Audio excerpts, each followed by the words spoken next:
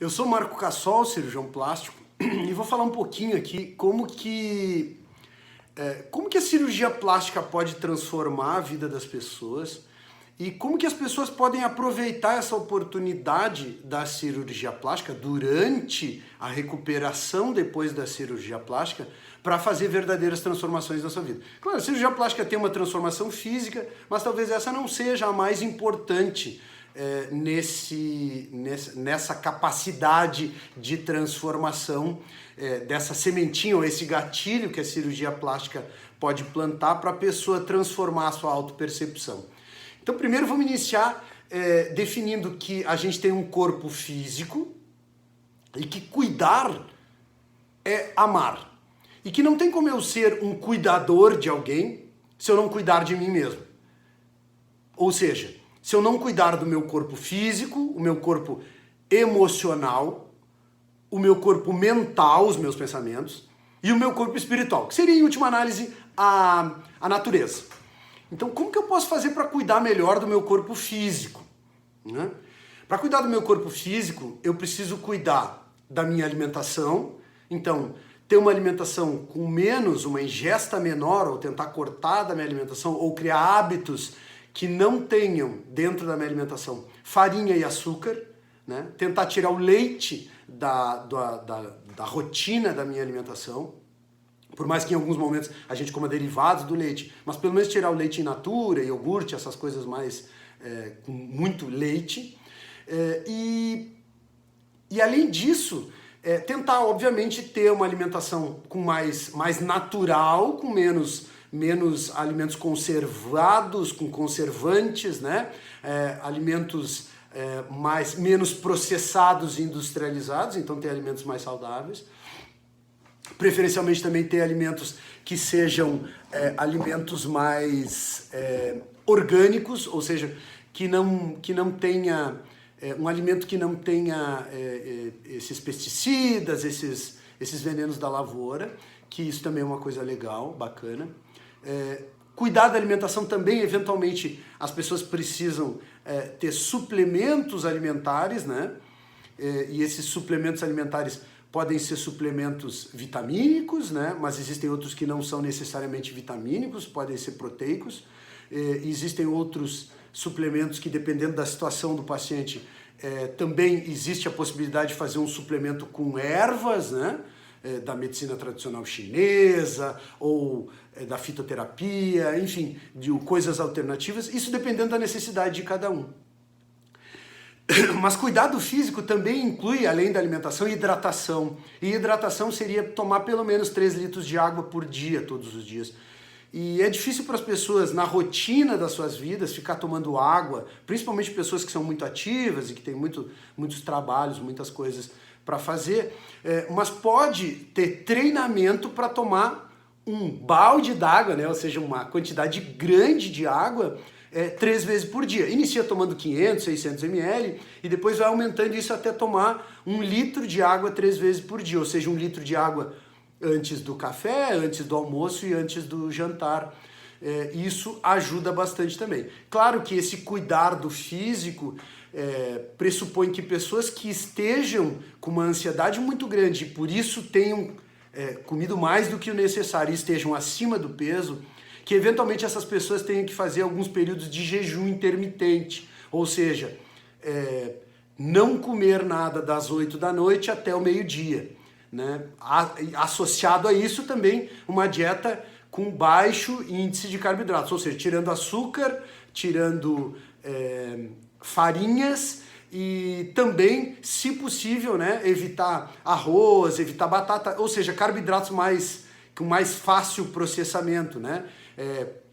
Tentar aumentar a ingesta para que as pessoas que gostam de doce e que têm dificuldade de ficar sem doce, chocolate, essas coisas, comer batata doce, né? Batata doce é um excelente, é bem doce e é extremamente saudável e é um carboidrato complexo, difícil para o corpo metabolizar. Mandioca, enfim, outros carboidratos complexos também podem ser colocados na dieta. Mas a batata doce talvez seja uma opção para quem gosta muito de doce. Isso aí seria, então, esse cuidado com a alimentação. Mas o que mais a gente pode fazer para o cuidado do físico da gente? fazer algum tipo de exercício físico que se incorpore à rotina.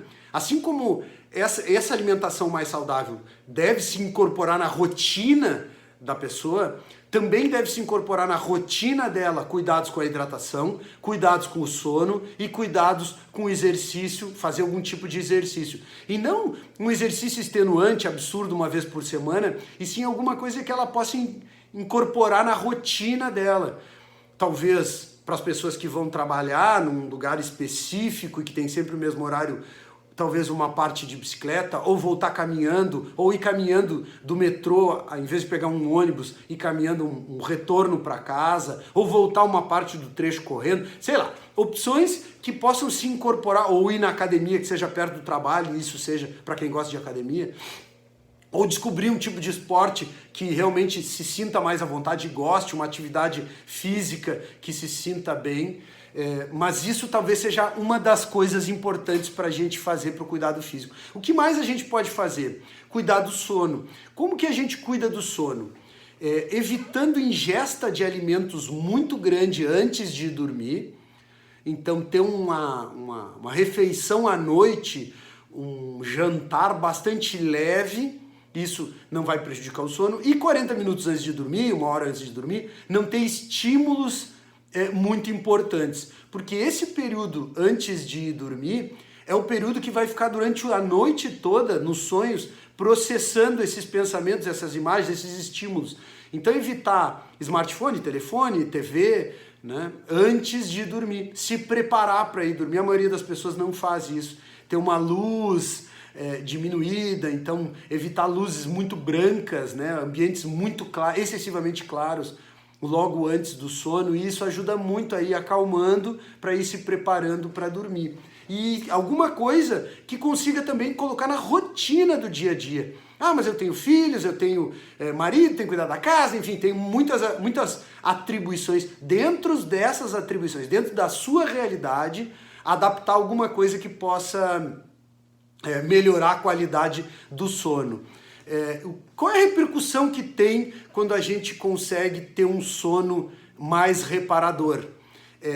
A gente consegue melhorar a quantidade e a qualidade do sono REM. REM é R-E-M, que em inglês é Rapid Eye Movements, movimento rápido dos olhos, que é o nistagmo, que a gente vê nos cachorros dormindo, nas crianças, nos nenês, né? Quando ficam dormindo e fica aquele olhinho de um lado para o outro. Aquele momento está acontecendo os sonhos, nesse momento ocorre um relaxamento muscular do corpo todo, e esse sono REM é um sono muito restaurador, é um sono que ajuda muito a recuperar o corpo todo, ao reequilíbrio endócrino do corpo. Então para o corpo físico é muito importante um sono de boa qualidade. Tem um artigo importante que eu escrevi sobre o sono da beleza e como a gente pode, dando essas dicas, né, como a gente pode melhorar o sono e então ter uma aparência melhor por causa do sono.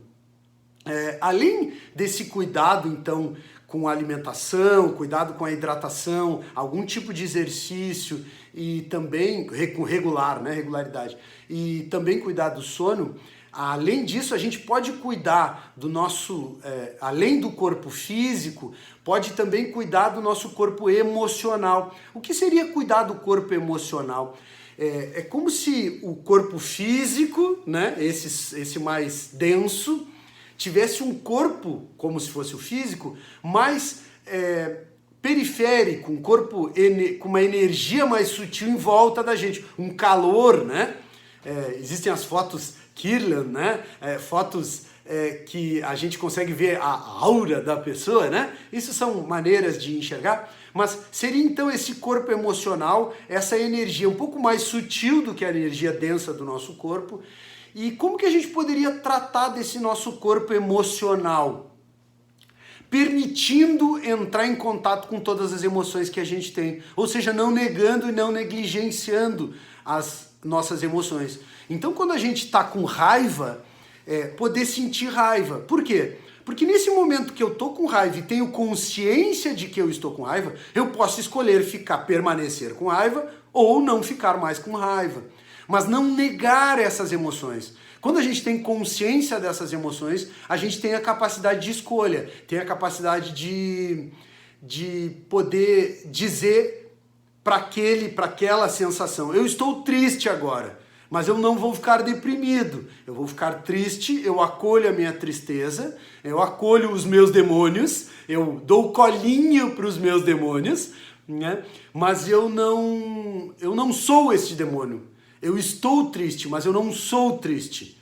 Eu escolho ser de determinado jeito. Se aceitando, se respeitando como é, mas podendo fazer escolhas. E essas escolhas só podem acontecer se a gente tiver consciência sobre que emoção que a gente está vivendo naquele momento. Se a gente está, por exemplo, numa hiperexcitação, num hiperestímulo absurdo, a gente não tem consciência de que sensação que a gente está tendo. E a gente simplesmente está aceitando e incorporando sensações e emoções externas como se fossem da gente. E a gente, tendo consciência, a gente pode escolher.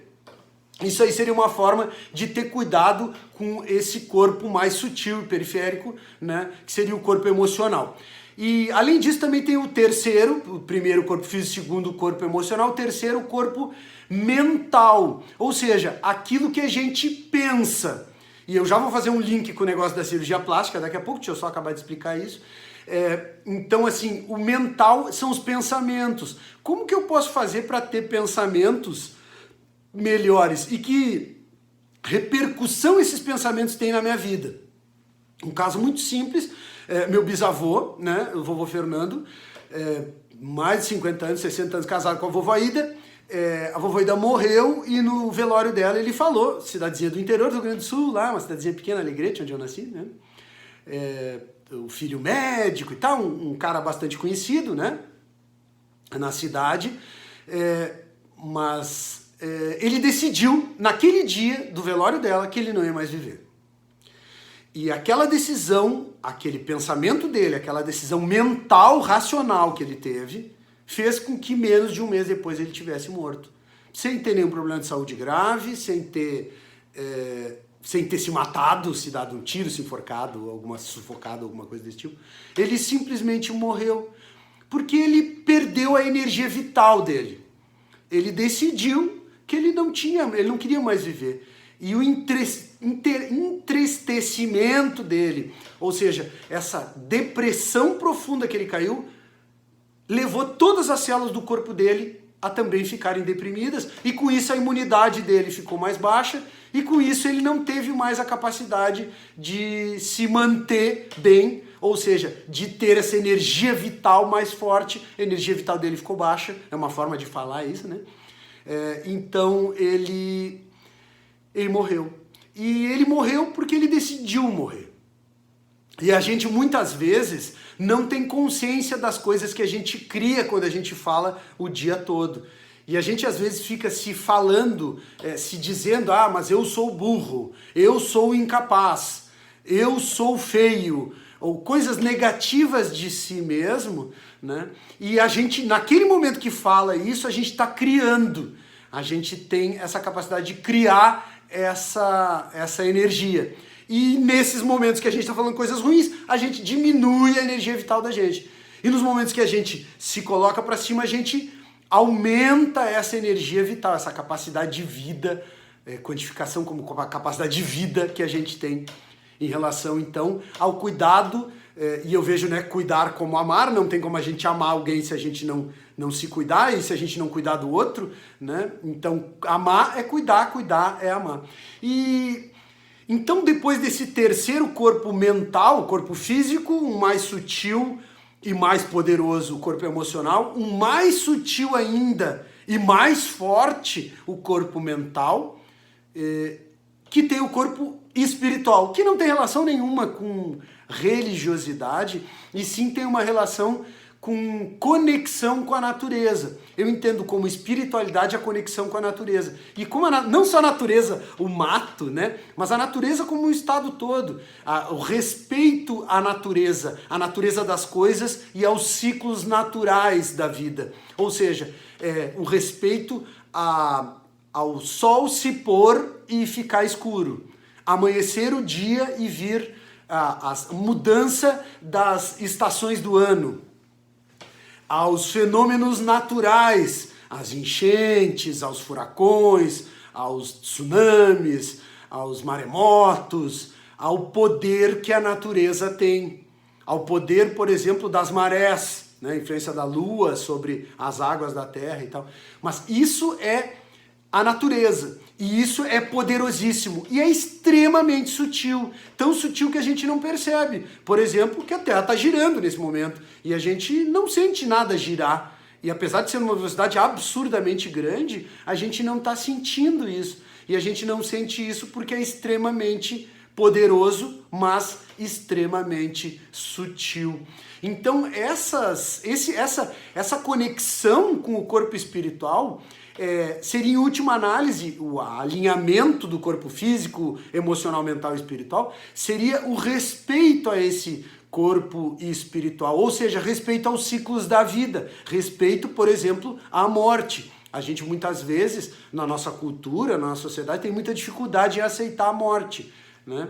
Por exemplo, no meu caso, né, o meu pai, uma pessoa muito importante para mim, morreu. E a percepção que eu tive da morte do meu pai foi diferente da percepção que o meu irmão teve da morte do meu pai. Então, a gente pode, sobre o mesmo fato, ter percepções diferentes, né? E vai muito mais da gente simplesmente respeitar esses ciclos, essas percepções. E então, para a gente conseguir fazer o alinhamento do corpo físico, emocional, mental e espiritual, a gente precisaria ter um pouco de cuidado, né? E essa talvez seja a palavra norteadora disso tudo, de cuidado. E como que a cirurgia plástica tem a ver com essa história toda? A cirurgia plástica talvez venha como uma alteração física, ou seja, uma modificação física importante, que pode fazer com que eu também tenha uma transformação, uma mudança do meu padrão cristalizado de pensamento, do meu corpo mental. Os pensamentos que eu crio sobre mim mesmo podem mudar, porque a percepção que eu vejo do meu físico é diferente, então eu posso mudar. Eu acredito, então, só com essa mudança física, eu passo a acreditar que eu sou... que eu posso me pensar melhor de mim mesmo, né? E eu estou falando de uma modificação do corpo mental, mas eu também posso modificar o meu corpo emocional, ou seja, eu posso ter uma autopercepção melhor de mim mesmo, né? Eu posso ter um respeito melhor para com os meus sentimentos, né? Com aquilo que eu estou sentindo naquele momento. E isso, talvez a cirurgia plástica possa ser uma sementinha, um gatilho para essa autopercepção melhor. Então eu dei uma pincelada um pouquinho aí, né, do como eu vejo a cirurgia plástica podendo ter uma interferência, uma modificação numa coisa física, uma coisa externa física, né, podendo ter uma modificação importante de um aspecto interno, de um aspecto mental, de um aspecto emocional, e também, de certa forma, respeitando a natureza e o ciclo natural das coisas e da vida. Por exemplo, em relação